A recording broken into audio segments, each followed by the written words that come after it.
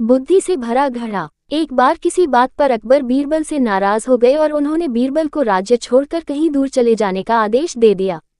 बीरबल ने अकबर के आदेश का पालन किया और राज्य छोड़कर चले गए। कुछ समय बीतने के बाद अकबर को बीरबल की याद आने लगी।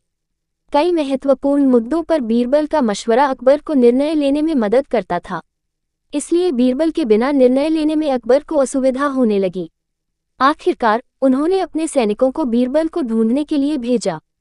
सैनिकों के कई गांव में बीरबल को ढूंढने का प्रयास किया, लेकिन बीरबल नहीं मिले। कई जगहों पर पूछताछ करने के बाद भी बीरबल का पता ठिकाना नहीं मिल सका और अकबर के पास सैनिक बैरंग लौट आए। अकबर किसी भी सूरत में बीरबल को वापस लाना चाहते थे, इसके लिए उन्होंने एक युक्ति सोची। सैनिकों के माध्यम से उन्होंने अपने राज्य के सभी गांवों के मुखियाओं को संदेश भिजवाया।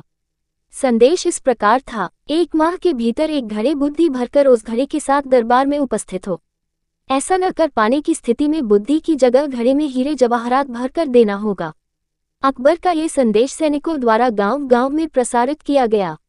एक गांव में बीरबल भेष बदलकर एक किसान के खेत पर काम किया करते थे।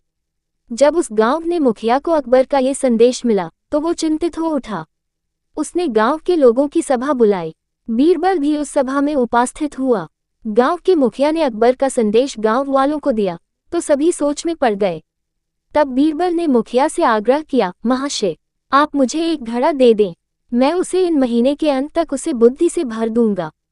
मुखिया के पास और कोई चारा नहीं था, उसने एक घड़ा बीरबल को दे दिया। बीरबल वह घड़ा लेकर किसान के उस खेत पर चला गया जहां वह काम किया करता था।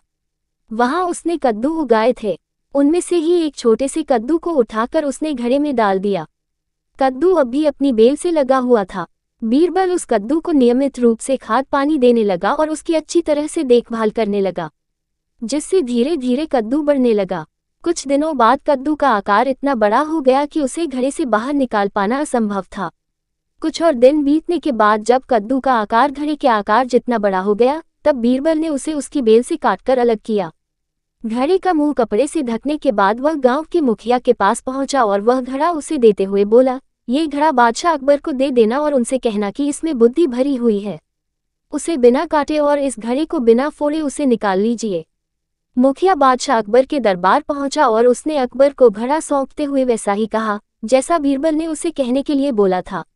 अकबर ने जब घड़े के ऊपर से कपड़ा हटाया और उसमें झांक कर देखा तो उसमें उन्हें कद्दू दिखाई दिया। वे समझ गए कि इतनी दूर की सोच सिर्फ बीरबल की ही हो सकती है। पूछने पर मुखिया ने बताया कि यह उसके गांव के एक किसान के खेत में काम करने वाले व्यक्ति ने किया है। अकबर जान चुके थे कि वो व्यक्ति और कोई नहीं बल्कि बीरबल है। वे तुरंत मुखिया के गांव गए। वहां किसान के घर जाकर बीरबल से मिले और उससे माफी मांगकर वापस दरबार में ले आए। सीख, हर समस्या का कोई न कोई हल अवश्य होता है।